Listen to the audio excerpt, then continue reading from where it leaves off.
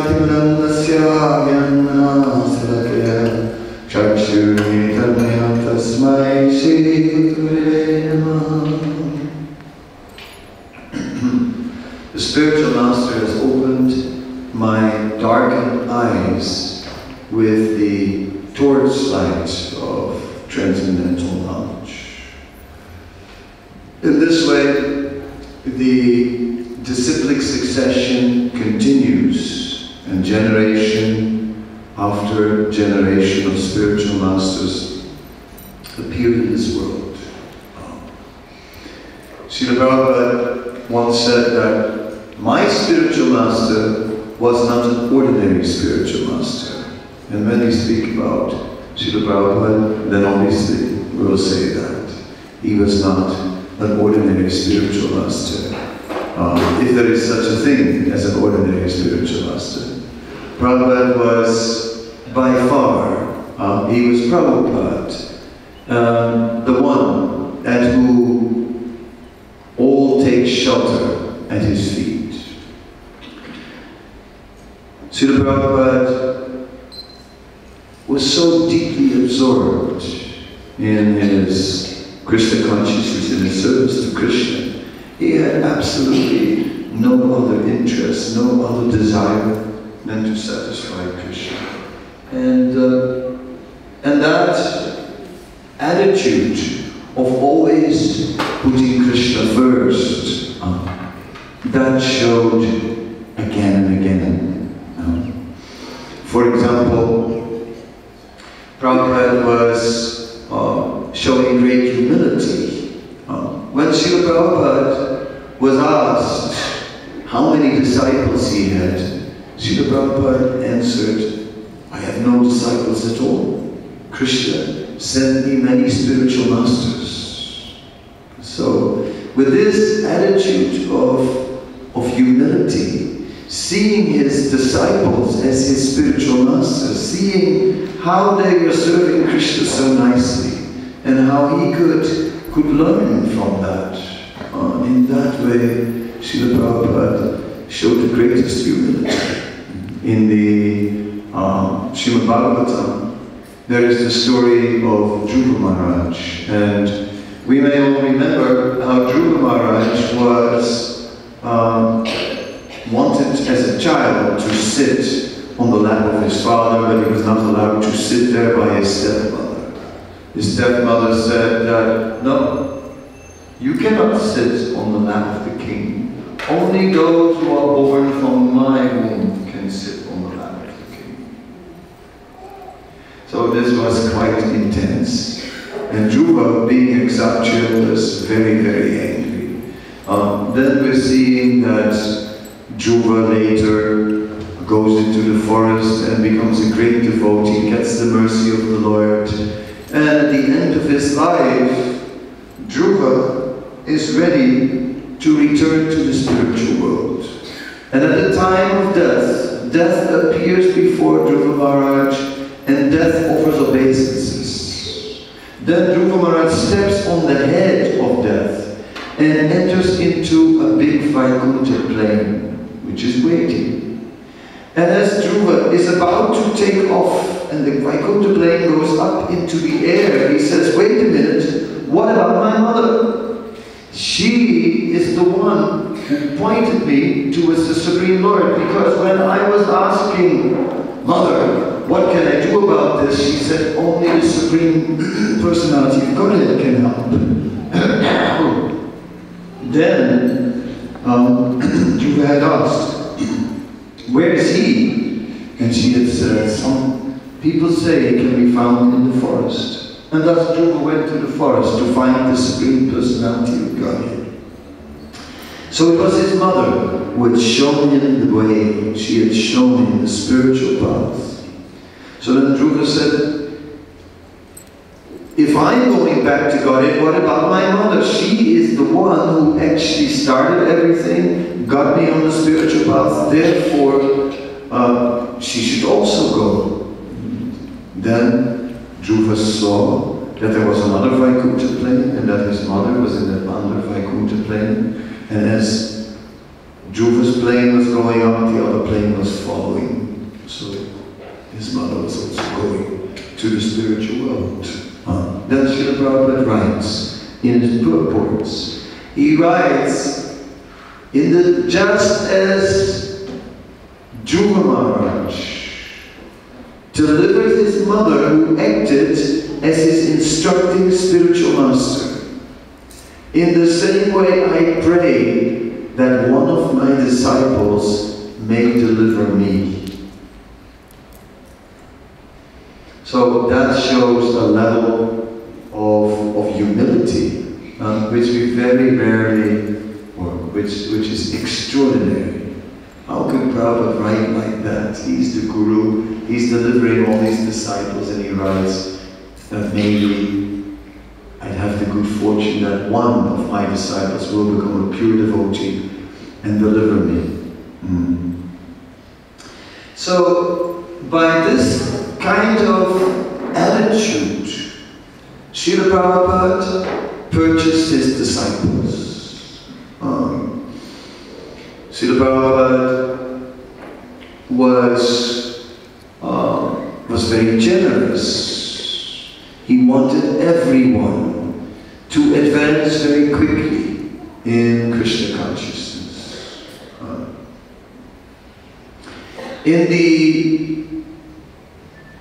In the early 70s, many young people from the West went to India overland.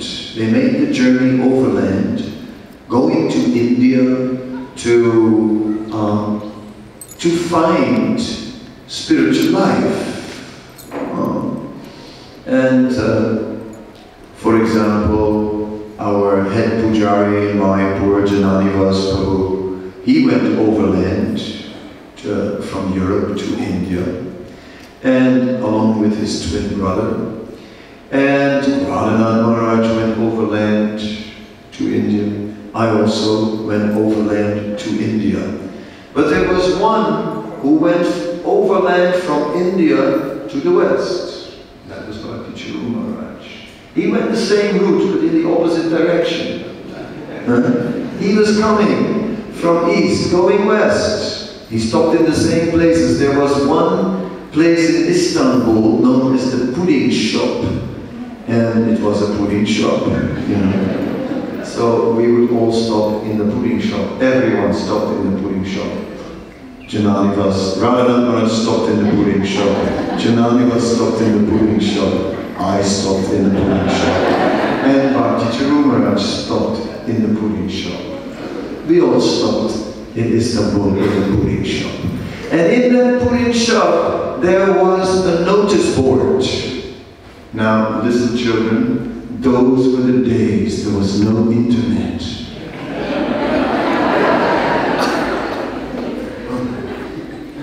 What would people do? What they would do to communicate, they would put a note on the board. There was a pin-up board and you could just pin a note on the board. And every traveler would pin some note for friends to be found. So we all looked at the notice board after the pudding and checked out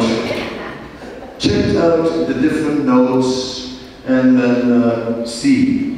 And I said this and this one, oh yes, he was here a few weeks ago, oh yes, and going this direction, I see. Like that, you could find your friends on the notice board. Bhakti Maharaj left a note on the notice board. I also left a note on the notice board, but I didn't read his. I only noticed him many years later. But whatever it may be, somehow or other, it is interesting. He was on the same route. Then came through the West and came into contact with Srila Prabhupada. When Srila Prabhupada saw this young and very qualified, aristocratic, Bengali young man, then he could see, oh, he is qualified. So he gave him first and second initiation at the same time. And 6 months later, he was ready to give him sannyas. Now, some of Srila Prabhupada's senior disciples, they approached Srila Prabhupada and said, but you know, he's only been a devotee for 6 months and now we're going to give him sannyas. I mean, what if he will fall down?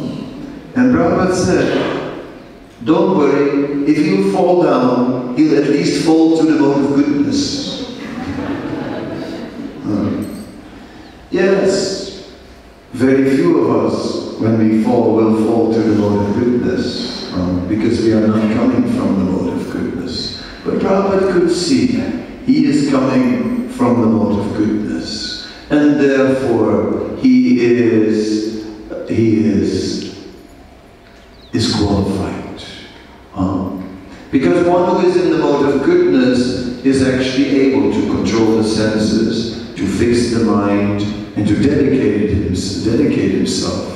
One who is in the lower modes of nature, passion and ignorance, such a person struggles to control the senses, struggles to fit in the narrow mold of Krishna consciousness. Hare Krishna, Hare Krishna, Krishna Krishna.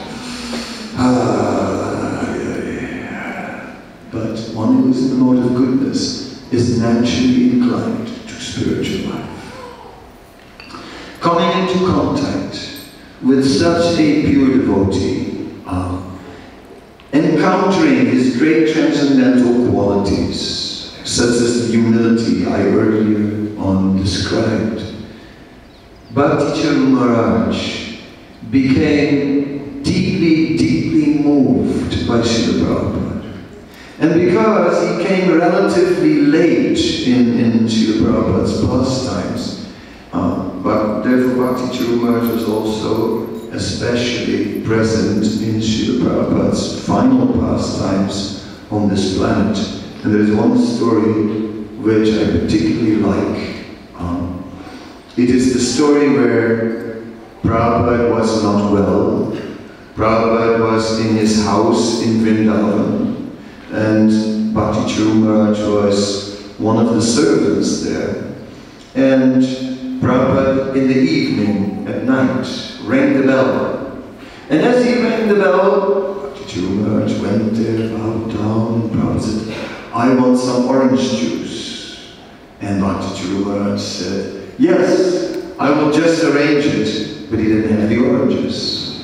Instead of saying before, well, it's going to take a little time because you've got to get some oranges, but you know, I'll bring it as soon as possible. He said, no, I'll just bring it.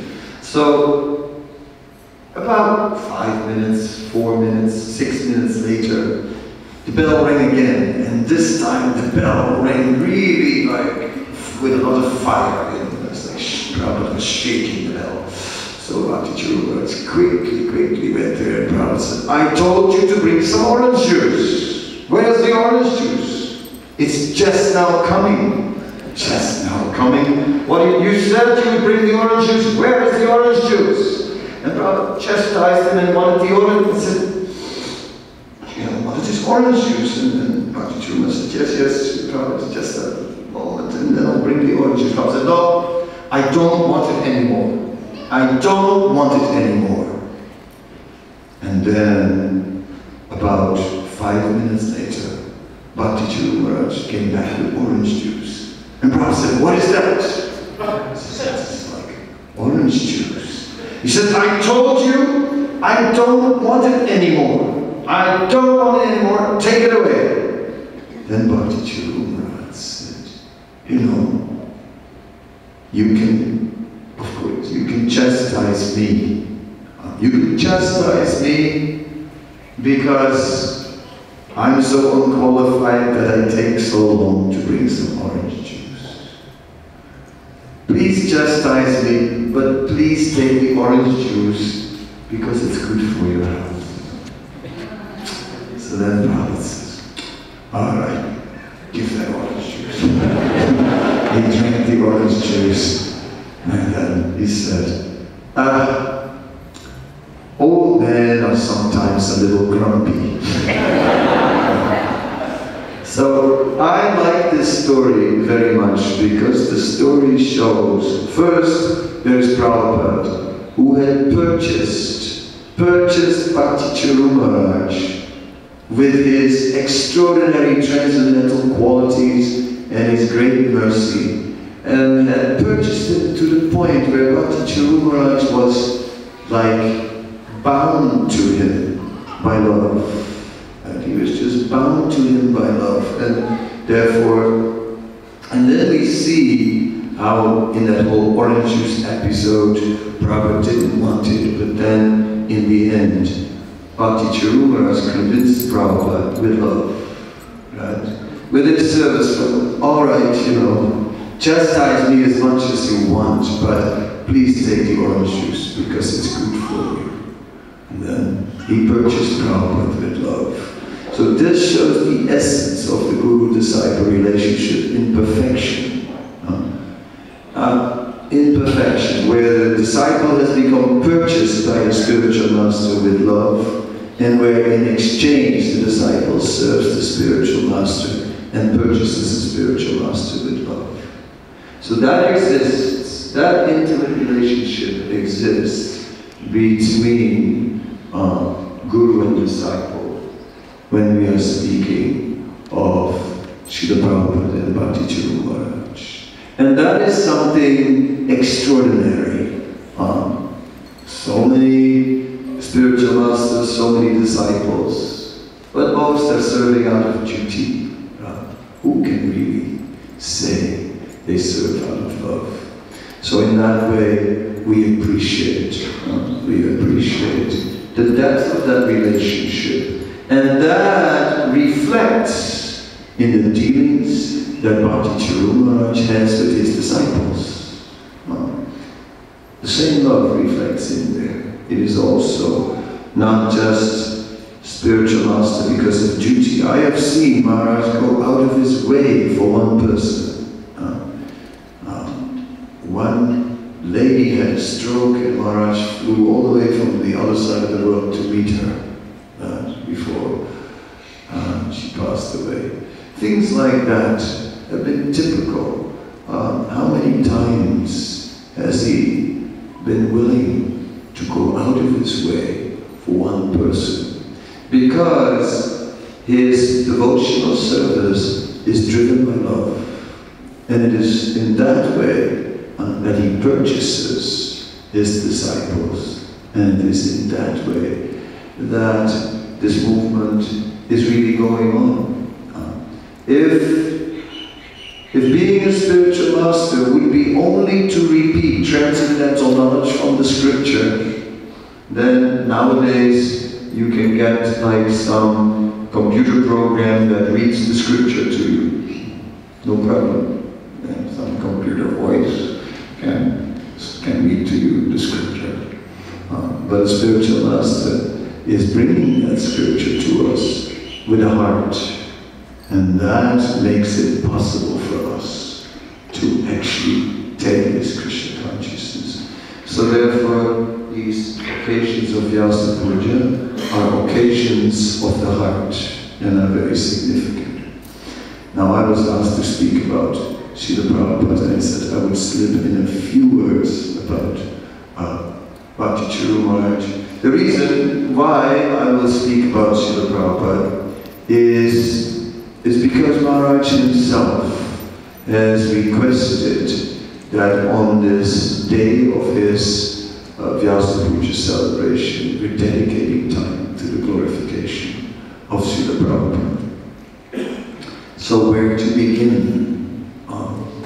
Maybe I'll begin early in the morning in the Radha Damodar temple. Vrindavan is slowly waking up because at 3 a.m. in the morning the peacocks begin to call out in huge numbers and the sound is going all over Vrindavan. It is winter. The fields are yellow with the mustard seed flowers that are there every winter. We are now with Abhay, who has not yet taken sannyasis in the Radha Damodar temple. Some Baba, he is retired and he is known for his typing. He's always typing. Just typing and typing and typing and typing. He's writing, he's translating. Hare story, Prabhupada's servant, who came many years later and was also with Srila Prabhupada in the Radha Damodar temple, asked Srila Prabhupada a story. He said, Srila Prabhupada, I have heard that once, while you were here in the Radha Damodar temple, right next to the Samadhi of Rupa Goswami, that one night, Rupa and Sanatan appeared before you and personally instructed you. And Prabhupada said, oh, everybody knows that. Okay. That was something. Everybody knows that. Yes. Extraordinary. Bhavananda Prabhu, he says that one time Srila Prabhupada told him that he was in the spiritual world and that Krishna came and that Krishna asked him to go to the material world to preach. And Prabhupada, whatever his name was in the spiritual world, I don't know, or his form, I don't know.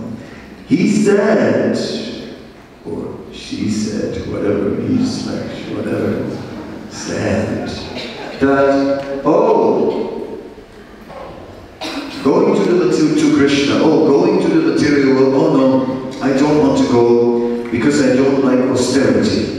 And then Krishna had said, oh, don't worry. All you have to do is write books. I will do the rest. So, but we see, yes, he was writing books, he was traveling tirelessly all over the world, he was everywhere, doing everything humanly possible and more to spread Krishna consciousness. It is that tireless nature, that nature where he would never give up. He was already in his household life working on a translation of the Bhagavad Gita, and the manuscript was stolen. And he had no backup. And he just started again. And then, without any facility, writing on even just paper that was already used, and on the edges, he would make notes. On the back and on the edges. In this way, saving money for paper and somehow or other producing these translations. And later in New York, Hayagriva had studied English. And he was one of Prabhupada's early disciples. And then one day, Prabhupada asked him to help and type out something. And Prabhupada showed him after that a huge stack in the cupboard, a huge stack full just of papers, all translated. So Hayagriva became Prabhupada's first typist and editor, improving the English. So, in this way, Prabhupada always had his mission in mind. From very early on, in 1944, as a householder, starting back to Godhead magazine, but there was no paper because of the war. All the paper was reserved for the war. In the market, there was no paper. The military had all the paper. Prabhupada went to the military head in the district and approached him and asked him for paper. The man said, no, we cannot release any paper because the paper is reserved for the war. Then Prabhupada said, yes, exactly. And that's why you must give me the paper, because my magazine will bring peace. And he convinced the man, and he got the paper. And then he wrote an article, and it was about the frenzy of love and the frenzy of hate. And it was, frenzy is a word of like extreme anger, extreme aggression. So the frenzy of love. Yes, the article was an editorial in the Back to Godhead magazine which pointed out that if you love your own country in such an extreme way, my country, yes, my country over all countries, then it turns around with hate for other countries. So all this nationalism just creates borders in the world and creates division between people. And Prabhupada exposed it. And this way put his finger right on the essence of what was leading to the world war. Bhoma Ichati, excessive attachment to the land of birth. Instead of accepting the whole world as one nation, all people as one people, division, community, borders, separation, all this ultimately was the cause. So Prabhupada then spoke about this unity on the spiritual platform.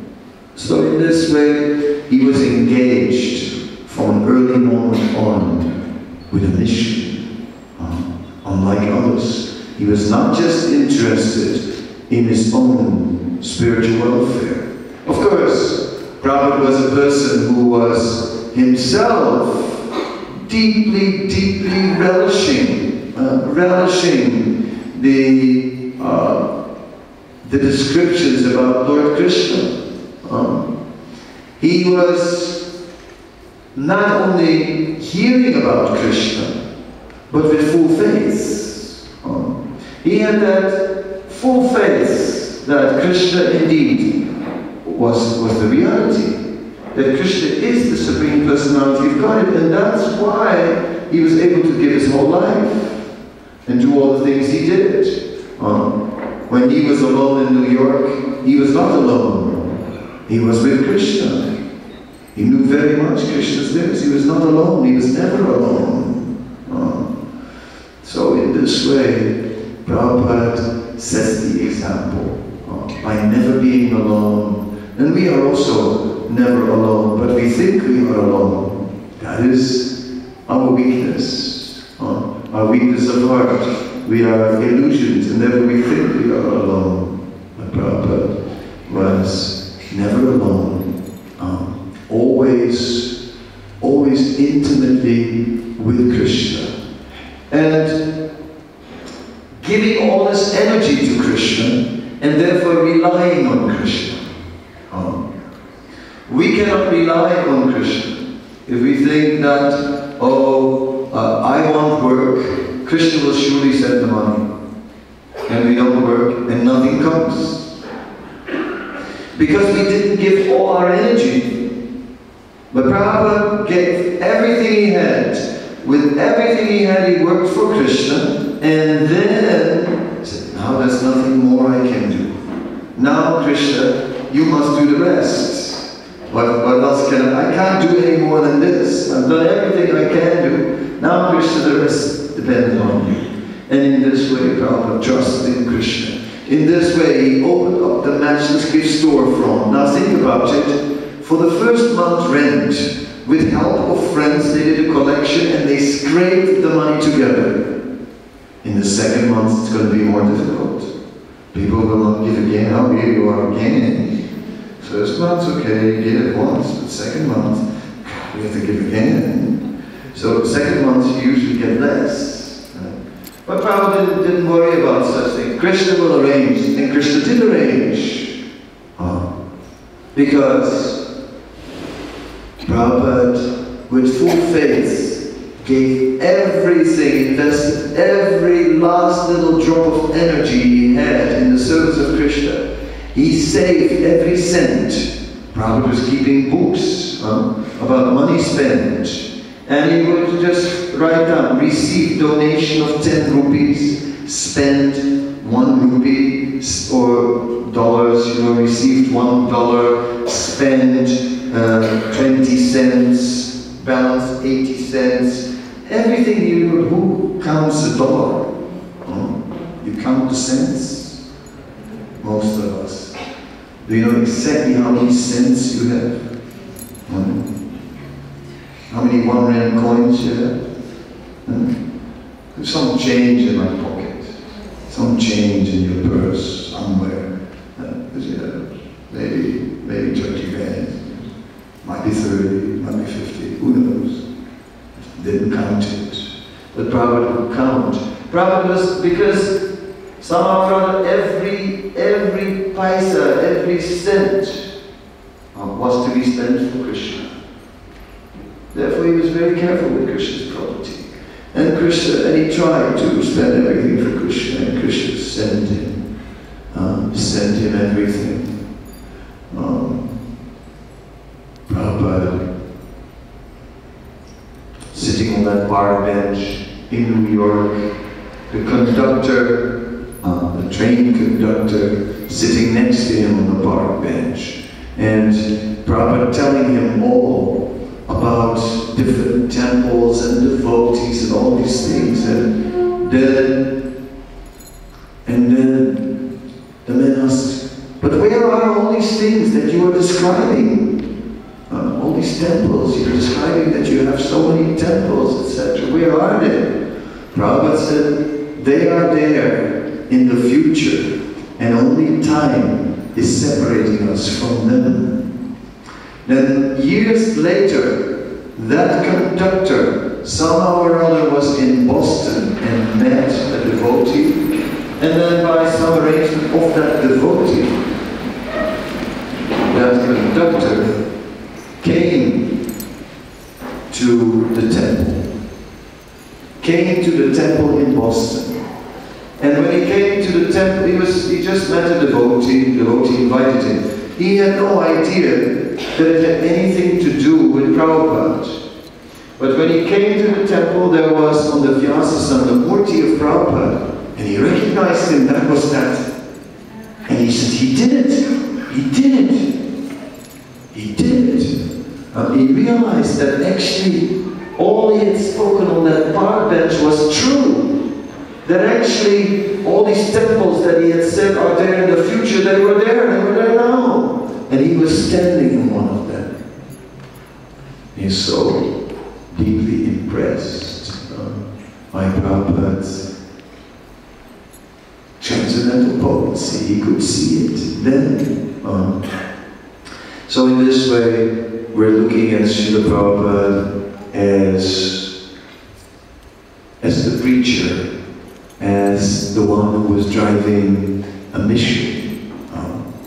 We can also look at Srila Prabhupada, who is chanting japa, who says, sit properly on the table.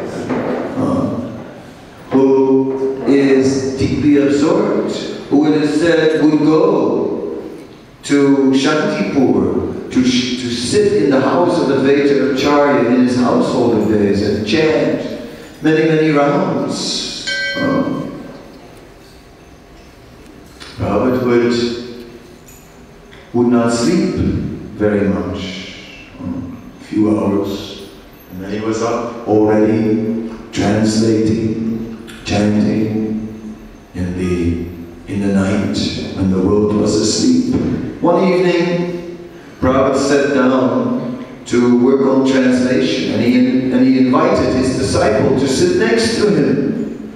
Then the disciple said, oh, it's 11 o'clock, I've worked very hard the whole day, I have to go to bed, because tomorrow is another day. And Prabhupada said, well, I'm not going to bed. He said, yeah, but you are a pure devotee. And then Prabhupada said, why are you not a pure devotee? So that question we can apply to ourselves. Why are we not pure devotees? Why? So yeah, well, I mean, we have been conditioned for many lifetimes. It takes some time. Okay, that's one excuse.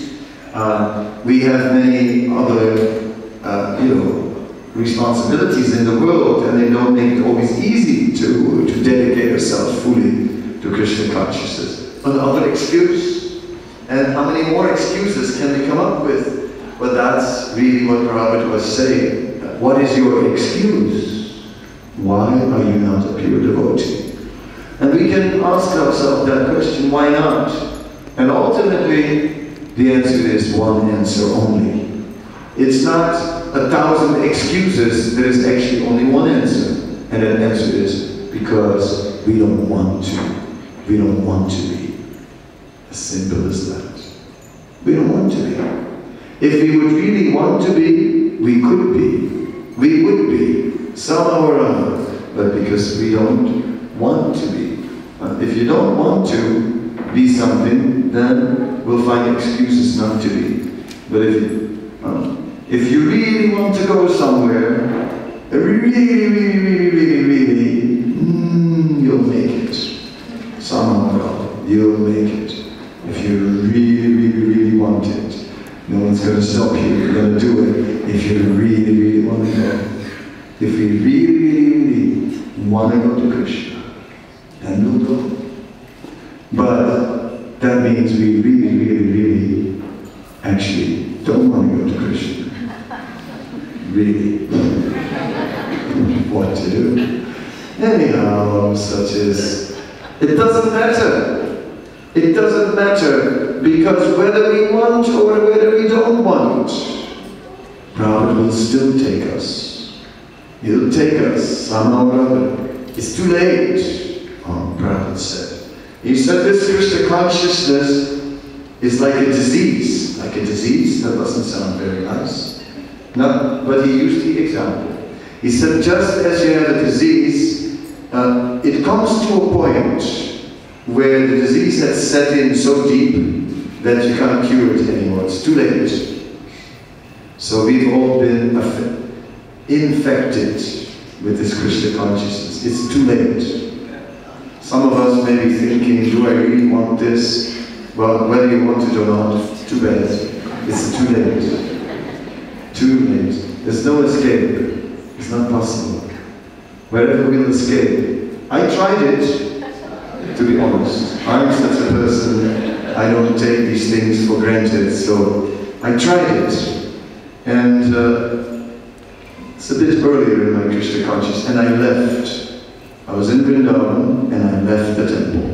And I went to the city of Benares, and I'd been there before. I came to the Ganges, and what happened is some sadhu, beard and everything comes. Usually sadhus with beards, they come and they say, what is your name? What is your country? Can you give some cheese? That is the normal thing.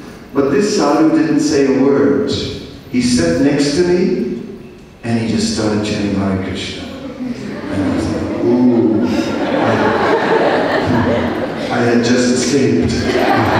Oh, and there he is, chanting Hare Krishna right next to me. He had an instrument, an Ecstatic, he's chanting Hare Krishna, Hare Krishna, Hare Krishna, singing Hare Krishna. For 45 minutes, I couldn't run away because I sent my Krishna to myself. When is this going to end? 45 minutes. Then at the end, to make it more dramatic, he just stood up, didn't say a word, and walked away. So I was devastated. It was terrible. I went to a hotel and stayed there for the night. I couldn't sleep, Next morning, I come into the street. There's a Harinam party in the street.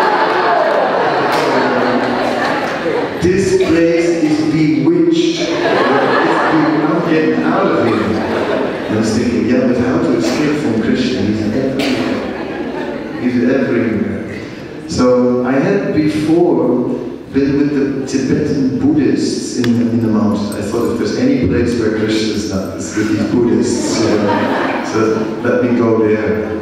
I went by train, and on the way I got what is known as the Delhi belly.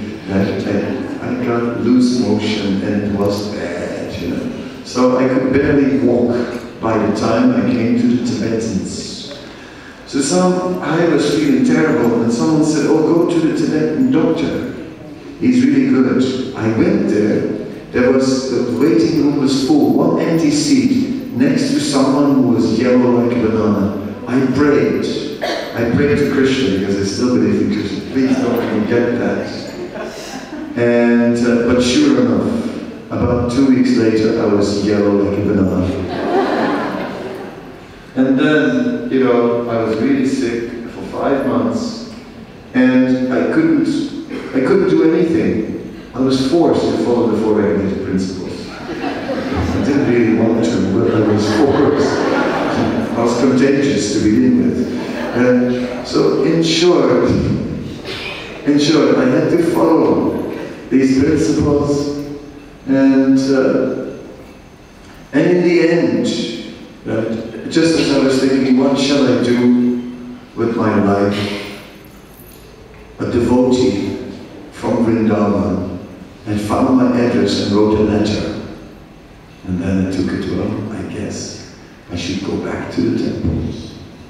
So my escape didn't work, as you hear my story. We cannot escape from Krishna because he has entered into our heart. I have one more story for you which glorifies Srila Prabhupada. And it's a story, I was telling a story somewhere the other day, but I forgot where it was. I hope it wasn't in Durban because I'm getting old. But anyway, the story was this. I came to in Mayapur, and there was a person dressed like Salvador Dali. You know, Salvador Dali with a beret and a mustache like this and a pointed beard. And as I saw him, I thought, looks like a painter. Anyway, he was a painter. Yeah. But this person, he was in Mayapur. And when I'm in Mayapur, I usually get up very early. And not just early, but early, and still a little earlier than that.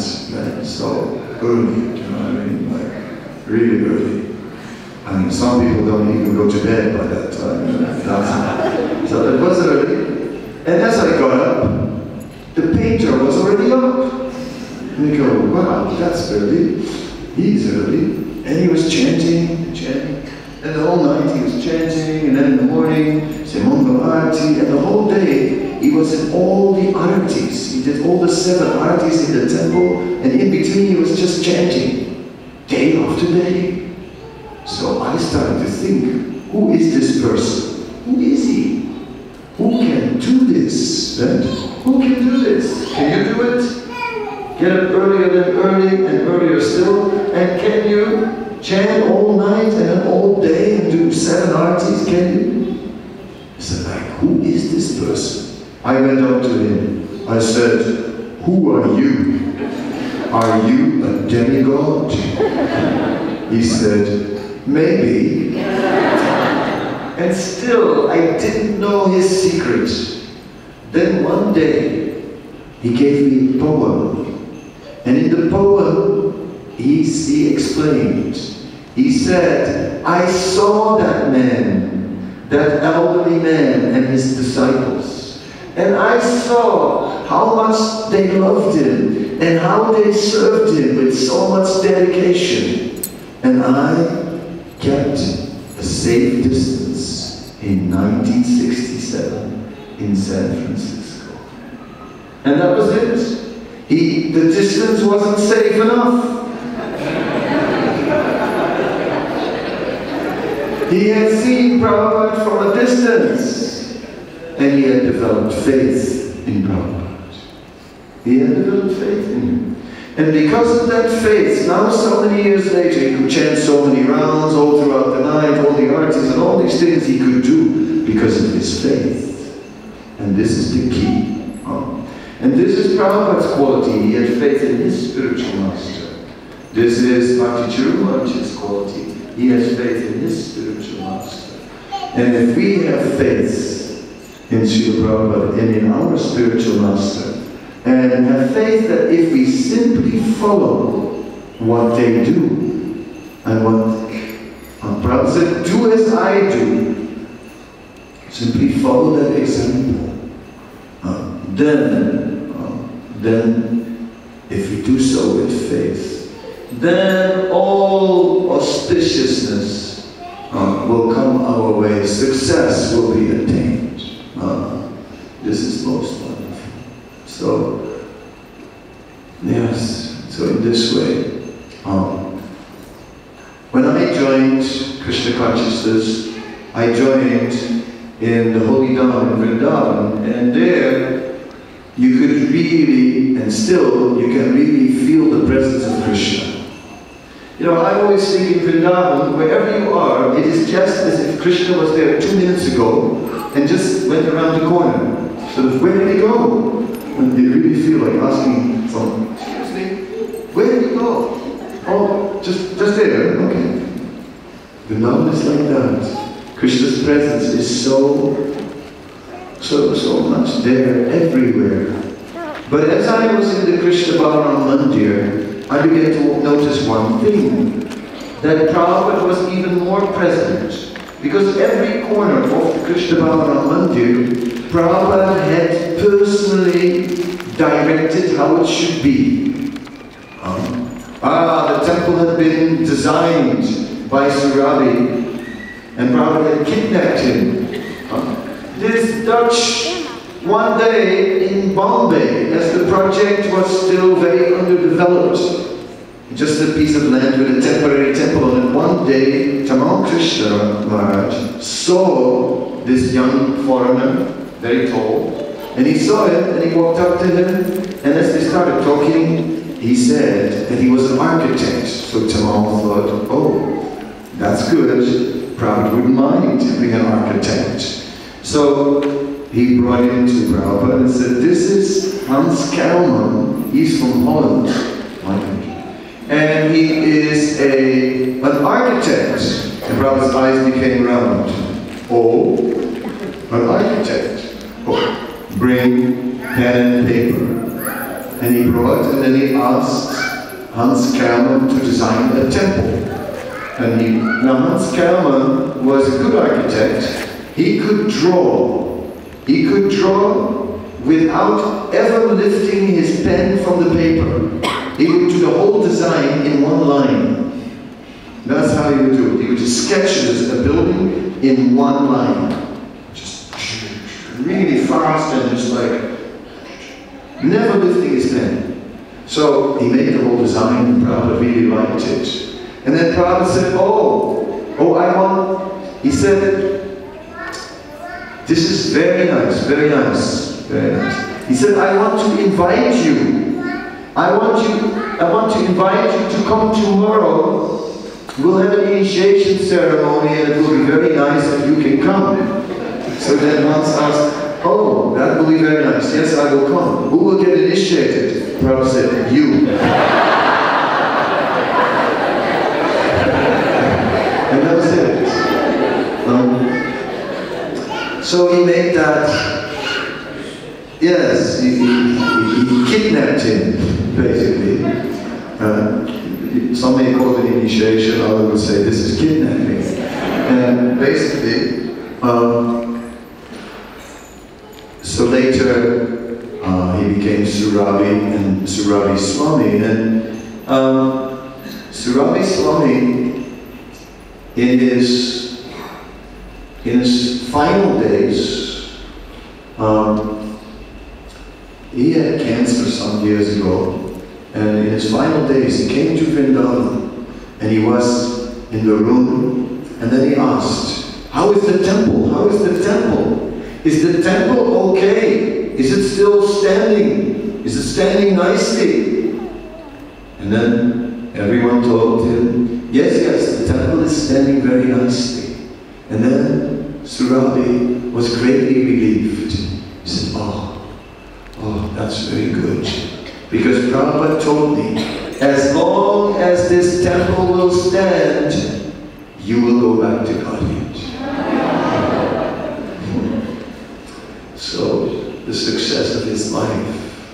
So, through Srila Prabhupada, so many have attained success in their life. It was not that they had to do the impossible. They had to do the almost impossible. That was all. Wasn't so difficult. All they had to do was something that Prabhupada really wanted. Guru Kripa, he said, when Prabhupada wanted a temple in Vrindavan, there was no money. Guru Kripa said, Prabhupada, don't worry about the money, I will get it. He got it somehow or other. In those days, there was no famous International Society for Krishna Consciousness. Nowadays it's easy. I mean, not easy, but easier than then, because nowadays you can go somewhere and say, we're from the Hare Krishna. Oh, I see, we're from the temple at Chatsworth. Oh, yeah, oh, very nice. We are a national monument. Oh, yes. We've had programs with Mandela and many world leaders actually. Even Trump gave us a piece of land used to keep our Rathayatra cart. Did you know that? Yes, in the past he did. So even Trump did some service. Then we had like Gorbachev, Rama got his picture taken with Vigu Chaitanya, the temple president of Durban, That was a great honor for Rama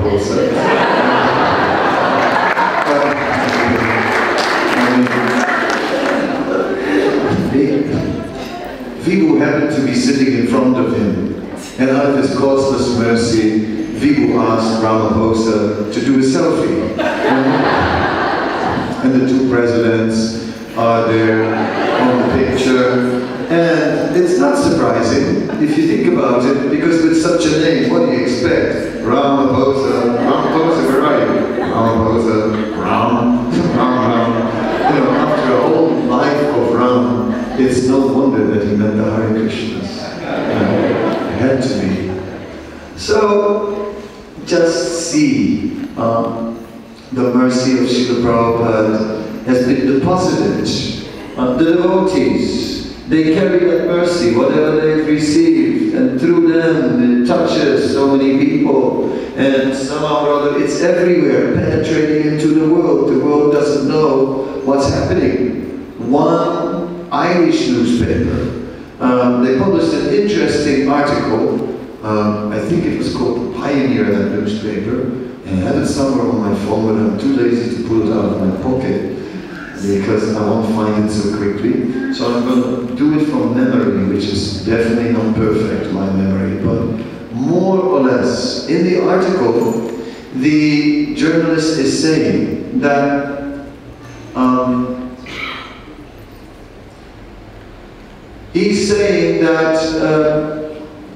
many people in the world are now taking up some practice of meditation, some practice of yoga. Everybody now knows karma as a household word. All this knowledge from this tradition is now known. He said, yes, the Hare Krishnas, right? He said, the Hare Krishnas tried to spread their movement, and people were not really taking it. They were not taking it. The Hare Krishnas tried to convince people to dress up in these robes and so on, but it didn't really catch on in a big way. He said, but now we're seeing that everyone is practicing something, yoga, meditation, or this or that. People are becoming vegetarian. Even some people have like the hairdo. He said, is it that people are becoming Hare Krishnas after all? Is it that maybe they are not wearing the dress, but is it that they are slowly and slowly taking the knowledge? And is it that the whole world is becoming Hare Krishna? And is it maybe that these guys in robes know something that we don't? Is there that they know some secret? And will it be that one day we will all be walking in robes? he's understood something, that journalist. He got it, he's got our secret. He's got the secret of Prabhupada's mission, which is about touching the heart of people, who then carry Krishna consciousness and who touch other people, and more people get touched by it, and somehow or other, little by little, it enters. A little more Hare Krishna, and just a little more, a bit more yoga, okay. The United Nations has now declared the World Yoga Day. Alright, put a little bhakti in there. Would you like to try some mantra meditation? No, just meditation. Alright, We'll do the mantra meditation for you. Hare Krishna,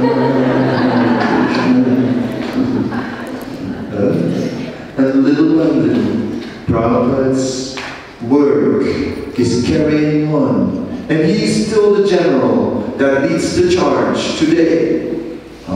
It's not us, because I may sit here now on the seat. And some people have a little bit of faith in me. We are honoring Bhakti Charu Maharaj today.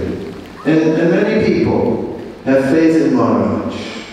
But still, Prabhupada is the one who, he is the foundation of this movement. All our faith is ultimately resting on him. As the faith of Bhakti Charu Maharaj is resting on Prabhupada, as my faith is resting on Prabhupada. If I can say anything, I'm doing it because of my faith in Prabhupada. If Bhakti Charu Maharaj did anything to spread Krishna consciousness in the world, it is because of his faith in Prabhupada. Somehow or other, he's the pillar. So Prabhupada is still leading the charge, and his generals right behind him, pushing it forward. And all the foot soldiers are also like right there, and somehow or other, all of us together are making a movement. All of us together are making the change. And there's one person who's doing it. Up to now, over 500 million books distributed by Srila Prabhupada. And we are just his helpers. We carry them for him, but he is actually distributing them. So many temples opened, so many devotees named. It is all Srila Prabhupada. And assisted by his faithful followers. And that is the glory of Bhakti Charu Maharaj, that he's a faithful servant of Srila Prabhupada. And that is the key, to be a faithful servant. Instead of having a false ego, like, a head as big as a balloon and walking around, I'd say, advanced, what can I do?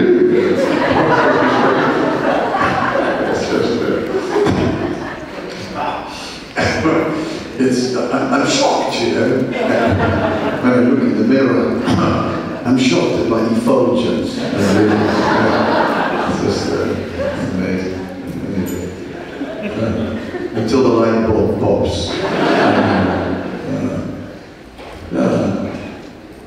So, to actually be a humble servant of Srila Prabhupada, that is very rare, and that is the most glorious quality that I see in His Holiness Bhakti Charu Maharaj. And on the occasion of his Vyasa Puja, I meditate on him like that as my example.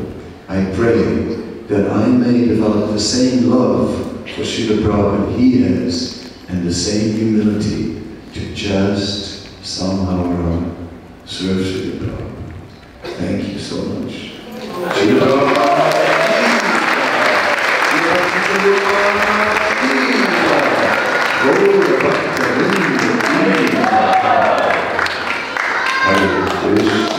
His Holiness Kadamba Kanana Swami Maharaj Ki. Thank you very much, Maharaj, for your glorification and your wonderful explanation of Srila Prabhupada's very important position in all our lives. Aarti is over, but we'd like to conclude with some kirtan. Maybe ask you at least 10 minutes, and then everybody will take prasadam. Festivity will be complete without that. And may this very special occasion for all of us much. The disciples have deep gratitude for your presence here today and inspiring everybody. And very also, you spoke many generic principles that apply to all disciples of all spiritual masters. And you showed us a link to Srila Prabhupada. Thank you. Hare Krishna. Hare Krishna. Hare Krishna. So sorry to take time before March starts. Just a quick note on the prasad arrangements so it can go smoothly. There will be a queue that's in the passageway downstairs, and there will be 2 queues. Please excuse me, there's someone else. There will be a queue for the children and the elderly, and there are 3 serving stations. So we're downstairs. Please make your way along the passage past the office, head to your left-hand side. Then to the Prashad hall is on the right-hand side door. So please let the children and the elderly go first, and there will be a second queue with the girls. If you can please ask the disciple or servant to please go down now. Thank you very much.